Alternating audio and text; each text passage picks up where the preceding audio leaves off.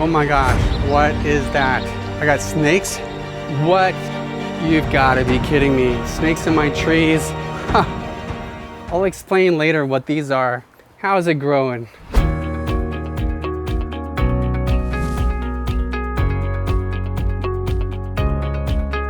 I want to share a fun fact about me that might have something to do with my love of nature.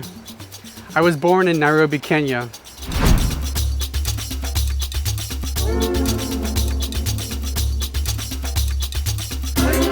Jambo Sana. I'll explain in a little bit why and how it is that I came out of Africa. As you may know, we live in Oakland Park, Florida, and a friend of ours, Mitch Rosenwald, has a show called Oakland Park Check-in, and he had me on as a guest. This is a live Facebook broadcast. Before we get to that, I want to share a little bit about the next episode. It's going to be a continuation of the nematode series. As you may know, papaya plants are also very susceptible to nematodes. So in the next episode, I'm going to demonstrate planting this papaya and how I can help protect it from nematodes until it gets established. Good morning, Oakland Park, and welcome to the Oakland Park Community Check-in. Today, we have a great speaker, an Oakland Park resident, David Stack, who is going to share with us about victory gardens.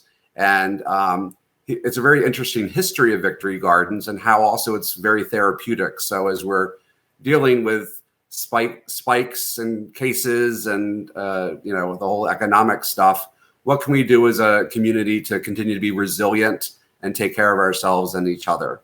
So David and I have known each other for about, I don't even know, 5-6 years or something like that. And this is a new venture for an old hobby. So he's going to share with us a little bit about Stack's Urban Harvest, which he recently formed. So with that, David, I'm going to turn it over to you. Thank you, David.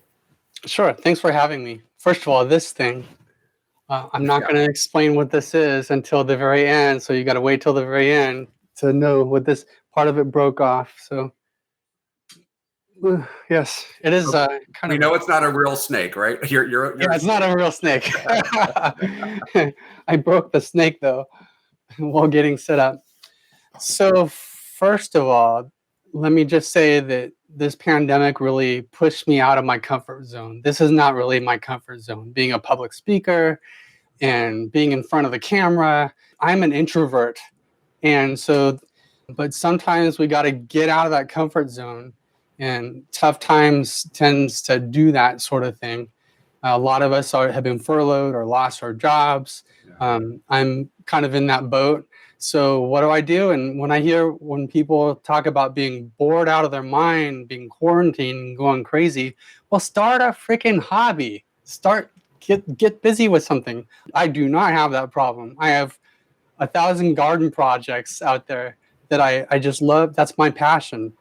It's always been my passion. I'm not going to tell you my life story, but I just do want to take a minute to take you back in time to my childhood. First of all, I was born in Nairobi, Kenya, as a missionary kid. My father was a mechanic for a mission aviation fellowship that would fly doctors and medical supplies into hard to reach areas. I grew up though in Southern California. We left Kenya when I was 3 months old. My oldest sibling is Ken, my brother, and he and I had nothing in common.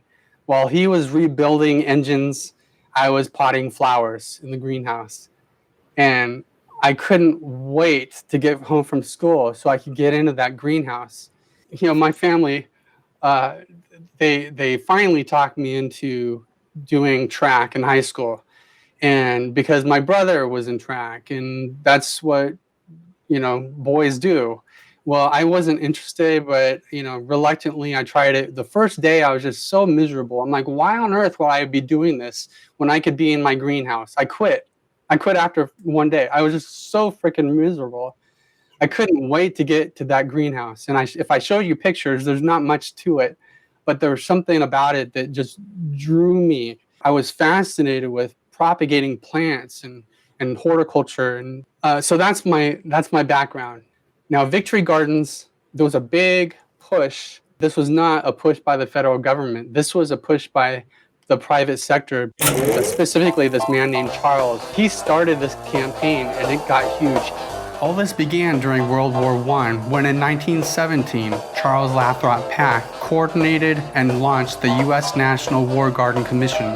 However, the gardens which came about by this campaign were not known as victory gardens until the end of World War I. All these posters, Dig for Victory, back in 1944, it was estimated that 40% of the nation's veggies were grown in these victory gardens.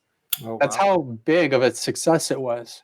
When we had the pandemic start, and then we had problems with our supply chain, shelves that are empty, and we're still having problems with, why we're not getting this and that. And this kind of helps supplement. I'm not saying homestead and grow everything off, eat off the land. I'm talking supplementing. It's like growing your own money, really. Huh. Growing your own money. It's a way of thinking about that. Yeah. Because of the pandemic, there's this push, once again, to grow your own food. So the reason I told you about my background in California, once I moved to Florida and tried to do some gardening here, I was like, the first couple of years were a failure. I'm like, why can't I grow anything here? It's not like I'm new to gardening. So my mission, and this is what forced me out of my comfort zone and forced me out in front of my own camera to start this YouTube channel. The mission of my channel, Stack's Urban Harvest, is to shorten that learning curve so that other gardeners in South Florida especially, but other similar climates, will not have to go through the same mistakes that I did. And there's a video I did in the third episode. Looking back when I first started gardening in 2010 here, if I could only send myself a message back then, what would it be? What do I know now that I wish that I knew back then when I first started? That's the whole type of thing. It's mission driven, and that's why I'm talking live on the camera right now. It's not my thing. I'm an introvert. I'd rather not. You're doing great, and if you see me looking away, I'm just typing some of the things you're saying. So it sounds like you're saying your mission for Stack's Urban Harvest is to shorten the learning curve. I said of gardening, really for people to, what would you say, for people to learn how to garden or to grow their own food? I keep saying grow your own food because that was the verbiage in the victory gardens of World War II. That's why I keep repeating grow your own food. It's because of the vintage posters. That's what they had. I got to say that our main growing season is not this time of year. So that's another thing, a big thing to learn. And during the cooler months, and one of the best things that someone did for me, it was a master gardener that lent me the Square Foot Gardening book by Mel Bartholomew. And I read that book and I'm like, oh my goodness, that this totally changes the way, and I need to do this because what I'm doing now in trying to garden, trying to grow food here isn't working. There's the second edition and now there's a third edition. Okay, I'll put that on the screen. The Square Foot Gardening book. Yeah, the second edition is what got me started. That'll be cheaper, but the third edition is fully updated. I haven't seen it yet, but I'd be interested to see what changes they made. So that's what I do during the main growing season in the cooler months. So in the fall, I start planting in September, growth through till spring. I even have a little trick to extend that growing season. On top of tomato cages, I'll put screens to filter out the sun. At the beginning of the growing season, at the end of the growing season, I have 3 of these 4x8 square foot garden boxes. And I use the tabletop method where I'm up on cinder blocks. The main reason I did this is because that garden is on the north side of the house. And during the fall and winter months, it would be mostly shaded if it were on the ground. and it gets a little more sun, a little more direct sun, being raised up a little more. It's not only raised beds, these are tabletop square foot garden beds. I brought that up to say you don't have to go the full, up on cinder blocks, and you can just do a raised garden bed, a simple with the grid. I do recommend the grid. Just read the book. It gives you a lot of tips. Sure. May I stop you a little bit? I don't have a green thumb like you by any means. I have a flower garden and things like this. Can you talk about how the sun's direction is important? Critical. Like you got to know, this time of year, where's the sun going to be? How much direct sun is it going to get during the day? Some things thrive in dappled sun, so 50% shade or more. And when to plant is key. What to plant, when to plant is key. Now that we're not in that main growing season, what do we do? What can we grow? In one of my recent videos, I had pictures that I took at BJ's here of where they were selling tomato plants. Like, really? In May, you're selling tomato plants? They're relying on people, these big box stores, the other big box store nurseries. They rely on people not knowing that this is not the time to be planting tomato plants. I mean, there is a tomato plant that I do recommend during the summer, and that's Everglade tomatoes. And they're probably the smallest tomatoes you've ever seen, but they're super tasty. So this is the time of the year to think outside of the box. I actually have my beds covered in plastic right now. Today, we're talking soil solarization because of a soil parasite. This is another thing. Don't be overwhelmed by when I get into this other stuff. Start out simple, start out with a few plants, but you got to have some basic knowledge, because if you bought those tomato plants, like say at a big box store, and they're dying, and you're like, I just don't have a green thumb for this. I don't have a green thumb. Well, all it takes is a little bit of knowledge can do a lot in putting food on your table. And that's what my mission is to help you with that. What I want to do is I want to talk about some specific plants that thrive in our summer heat. And a lot of them, most of them are perennials, so you don't have to replant them. And a lot of them are like carefree and very, drought resistant, heat tolerant. I'll just say about spinach. Okay, spinach, I've not had any luck growing spinach, even in the cool season. I'm going to talk about a number of plants that CISO spinach, longevity spinach, Malabar spinach, these spinaches, they're not even related to spinach. It's just a name. But these are things that thrive in our summer heat. CISO spinach, I'm really not sure about the pronunciation. Sisu, I think. And it's also known as Brazilian spinach.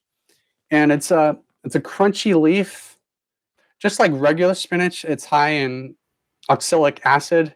So if you consume it in high amounts, you're going to want to cook it. So, but in small amounts mixed in with your salad, it's just fine. These are easy to propagate with cuttings. What I mean by that is if I strip off the bottom leaves, and then I might leave a couple of leaves at the top, I can stick that into the soil, and it'll start a new plant. Oh, okay. And so I do that a lot with making my green smoothies.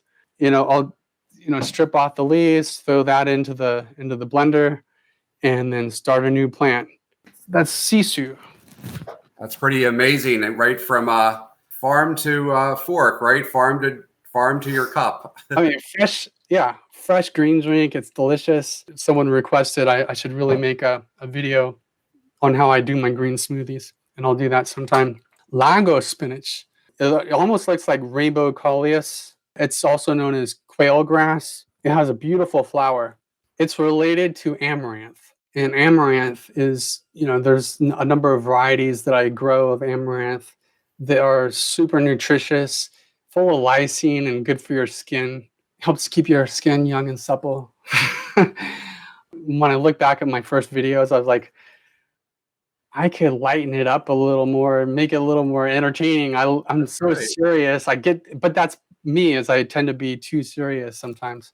It's okay. You're doing great. You're doing great. Look, this is newer for me. I haven't, this check-in's actually, as of today, everybody, it's 3 months old.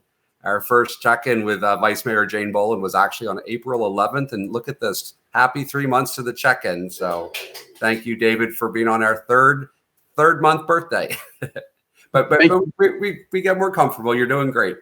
Okay, good. Well, thank you again for having me. I appreciate that.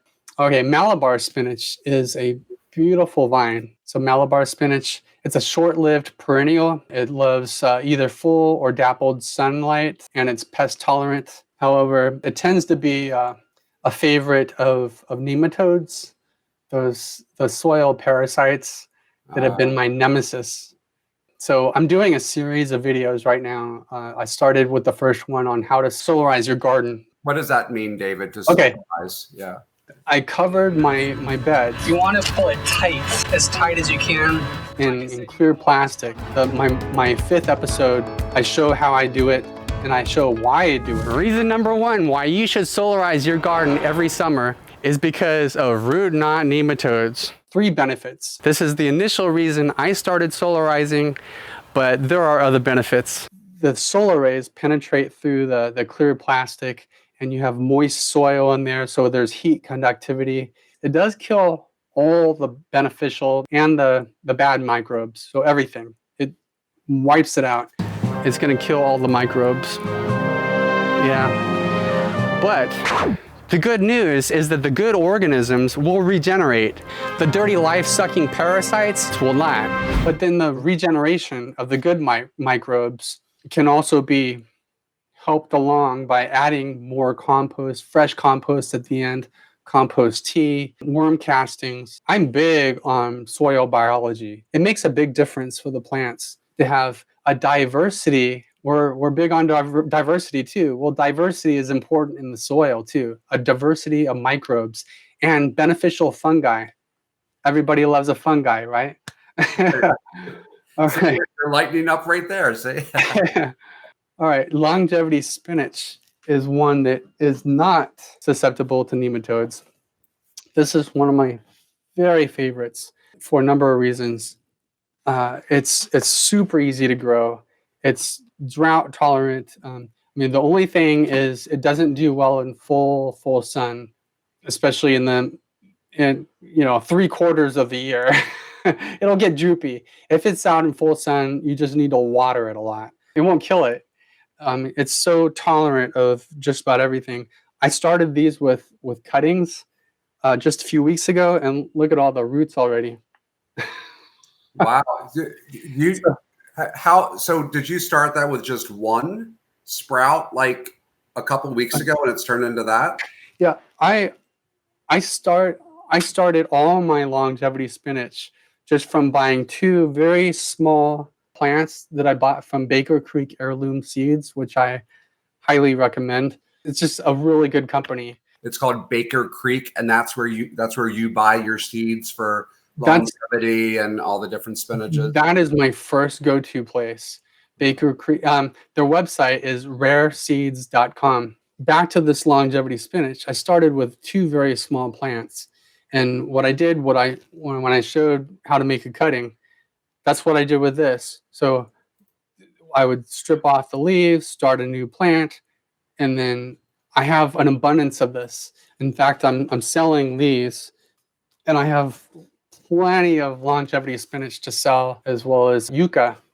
Katuk is another one of my favorites.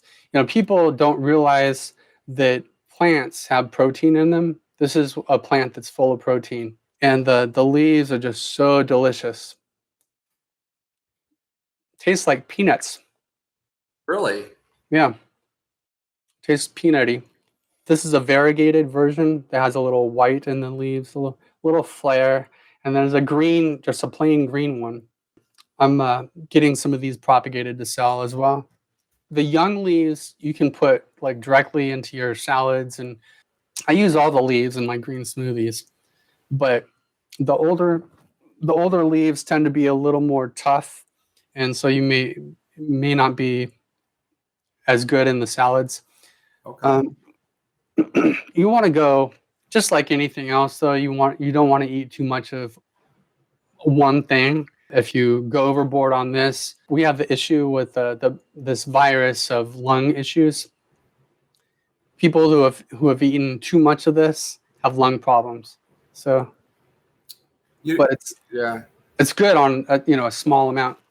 If I may, you make a good point, because while these are very good for us, and I'm sure you're doing this, we haven't talked about organic, but I'm sure it's very clean and organic how you're doing it. I know you enough to know that that's probably how you approach it. I think you make a good point, though, that even things that are so good for us, we can go overboard. Like, it's not just like candy and pretzels. Like, you can overdo it on greens. And just for us to be aware of that. Yeah, sure. Since I was on the whole thing about protein and plants. All right. So moringa is another one of my very favorite things to grow, and it'll grow into a small tree. But this is a unique variety of moringa. A typical moringa will grow pods that are maybe 11 inches long. I got these seeds at Baker Creek also. Okay, this is not your typical. I don't know if you can see this. Yes, I can. Okay. Okay, this is not the typical size of moringa pod. This is about 32 inches long. And so when the pods are young and tender, these are delicious if you ferment them, pickle them. And so that's what I'll probably do is, right, I've got a bunch of these hanging from the trees, and I'll probably pickle these, or I'll just throw them in my green smoothies. So either raw or I put in pickle them. David, we have a question, and please, everyone, feel free to ask questions to David. One of our viewers said, what can I plant in my victory garden in a very small space? Absolutely. I don't have a big space. Yeah. Well, first of all, the square foot gardening that's another reason why to do that. You don't even have, even if you don't have room for a 4x8 bed, you can do a 4x4 bed, or at least a planter. You can grow in pots. What I did with my pineapple plants, because pineapple plants have sharp leaves, most of them. I do have another variety that doesn't. Anyway, I wanted them up and out of the way, so I built pineapple shelves on my fence to get them up and out of the way, because I don't have a whole lot of space. That's something I should do a video on too. That's a great point. Thank you, Janet. So you're saying that while obviously square foot gardening, I haven't read the book, but it's the idea of smaller. When it's super small, you're saying, I mean, let's face it, some people live in apartments and condos and don't have access. While there are community gardens like Urban Farming Institute, which is a great gem in the city, if people don't even can afford a plot there, you're saying people can do this in pots. You can grow on a balcony. Just get a planter and plant in that. Grow in pots. There's one more spinach plant that, it's called spinach, but it's not related to spinach. Egyptian spinach. Once again, it's not related to spinach at all. It loves full sun. It thrives in our summer heat, but needs plenty of water and well-draining soil. It's a heavy feeder. David, if I can pause, we have another question, and I have a question on this as well. If we could, let's come back just in a minute to the plants, but you mentioned soil. What is the best soil to use? I know even in my backyard, and I'll be honest, I actually have attempted to grow like an orange tree once. That was a disaster. But even in my yard, I live over by the city hall, the post office. So I'm a couple of miles east of David. And I'm just like looking at my yard, but like the left part of the soil, the left part of my yard seems so much more versatile and rich. And then my right side is just so like dry and like sandy. So can you talk a little bit about like, what do you recommend for soil? Well, you're giving me ideas of things to cover on my channel. Okay, good. This is something I should really cover. So it really depends. Are you doing square foot gardening? Are you going to plant in a planter in pots, or are you doing it in the ground? Well, I'll start with the square foot gardening or planter pots. I would use the same mix with that. The square foot gardening book I mentioned by Mel Bartholomew, that covers this. And we call it Mel's Mix. And it's 1/3 perlite or vermiculite. You know, when you get potting mix and you see these white flaky things, that's usually perlite or vermiculite. So it's 1/3 that, 1/3 either peat moss or coconut coir. I would recommend coconut coir. It's a little more difficult to find, but you can order it online, and it helps to retain the moisture. The third thing is compost, and in Mel's book, he recommends using 5 different sources of compost. If you can find 5 different sources, I mean, one of the sources, like for example, actually a couple of different sources I can think of off the top of my head is at some of the big box stores, they have mushroom compost. So I highly recommend mushroom compost as a source, as well as cow manure, composted cow manure. And it doesn't smell like, it smells earthy because it's been composted. I make my own compost, and I'm going to do a whole series on making your own compost. Do you use the same soil for the Egyptian spinach, for the if I'm growing those in pots, and I'm growing some in the ground and some in a big pot. So yeah, that's what I use for the pot. But in the ground, actually, most of the things that I'm talking about don't need any special mix. They do prefer. I think everything here prefers a lot of organic material. So compost is a great thing to add to the soil. Like I said, soil biology makes a big difference no matter what you're growing. Okay, awesome. So that you gave us a little review of soil and a lot of these great hardy spinach plants that aren't really spinach, but are nice leafy greens. Well, that brings me to another thing. Is I want to share about a new one that is fairly new to me, and I just got a couple of plants myself. Okay. It's called chaya, and it is more nutritious than spinach. The most nutritious thing you can grow is moringa. And because it's a dynamic mineral accumulator, and the roots mine the earth for the minerals and bring it up to everything that it grows, to its flowers, its bark, everything on the tree is edible except for the roots. I've heard people say you can eat the roots. No, just don't eat the roots. Okay. No, don't do that. Chaya is super nutritious. The thing about chaya is it needs to be cooked. And they say, everyone says, don't cook it in aluminum. There's something with the aluminum. It has a chemical reaction to it. So you cook it in stainless steel. But after about 15 minutes of cooking, it's more nutritious than spinach. Okay. And it's got a lot of protein in it. People don't think that plants have protein. We have this mindset that, well, I need protein. I'm not a vegan, but I'm eating less meat these days because I believe that I have a lot of respect for those who are, but people think that I'm a vegan just because I tout all these plants to eat. Anyway. It's pronounced, you say chaya? Yes, that's an easy one. You learned about. Is this, has it been around a long time, or is it just kind of like newly created, or?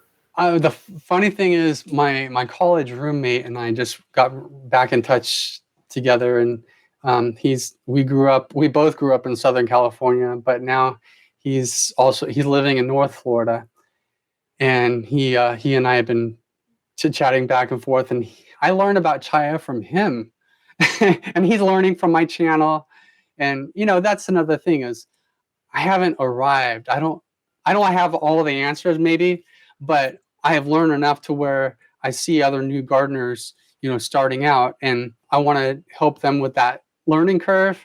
And every day in the garden is a learning experience. and we can learn from each other, even if we don't agree with each other. That's a big point I made in my spotlight. I do a spotlight series. I have one where I featured Cynthia Schaefer, who was an urban homesteader. And I'm going to let you taste it. I don't agree with everything that she's all about, but I have a deep respect for her, and vice versa, and we learn from each other. And we need more of that these days. Everything is so divisive. I want to bring up iguanas because that's the frequently asked question, and we do have a problem with iguanas. It's awful.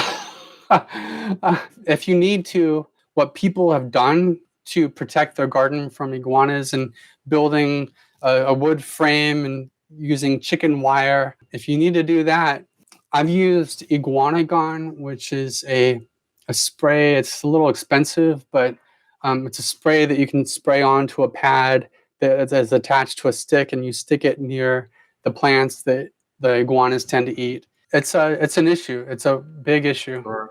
No, that's important because they're pests, and how do we deal with them? Are there other pests though aside from iguanas? Like, just once again, when to plant is key, because if you try to plant within that season that the plant thrives in, your plant's going to be much more susceptible to bugs, fungal diseases, all kinds of problems that'll take the plant down, and you throw up your hands. Oh, I don't have a green thumb, and you give up. Yeah. Don't give up. Number one, don't give up, because a little bit of knowledge will go a long, long way in putting food on your table.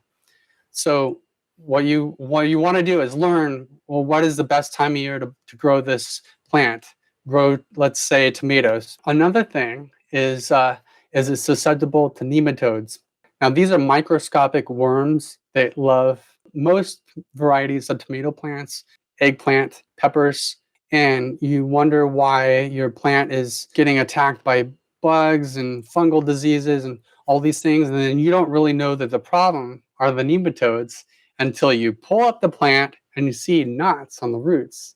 This is why we call them root knot nematodes, because these microscopic worms have caused knots in the roots, and I call them, my latest video or one of my videos, dirty life-sucking parasites, because that's what they do. They suck out the life and productivity out of your plant. So how do you deal with these little worms? So that's another thing I'm going to do a series on. I mean, there's a number of things that you can do to manage.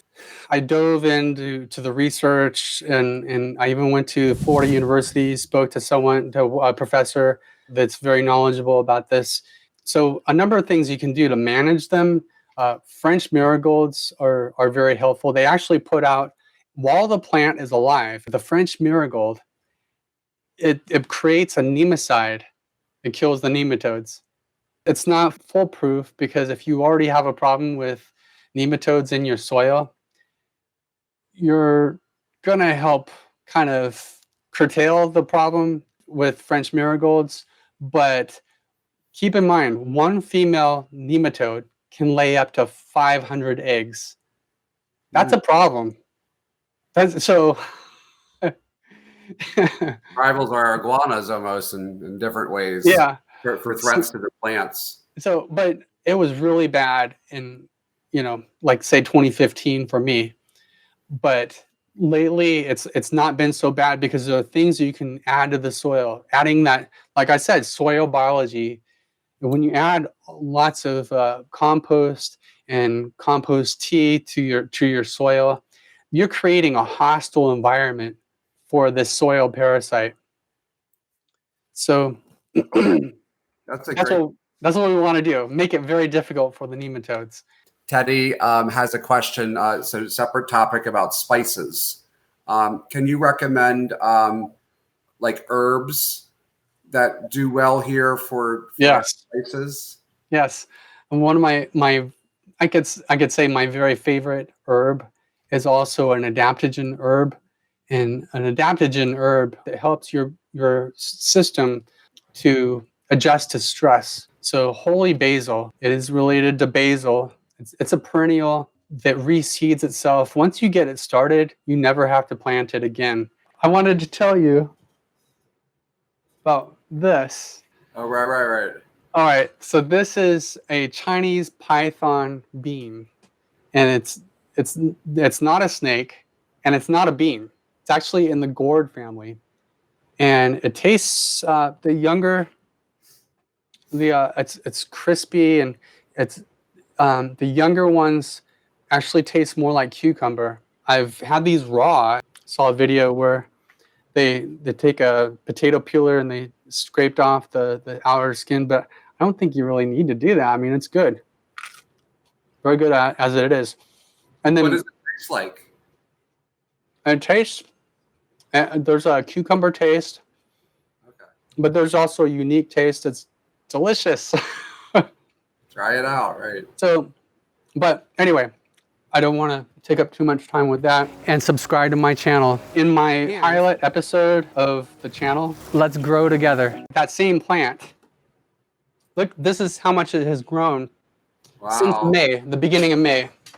So that's my thing with papaya. If you don't have any fruit growing, start from some papaya. Like I said, I have some of these plants available. Didn't really get a chance to talk about yucca, but yucca is the easiest starch to grow in South Florida. And so I'm going to have a bunch of these plants available for sale. If you reach out to me at my email, urbanharvest@gardener.com. Let me say that again. urbanharvest@gardener.com.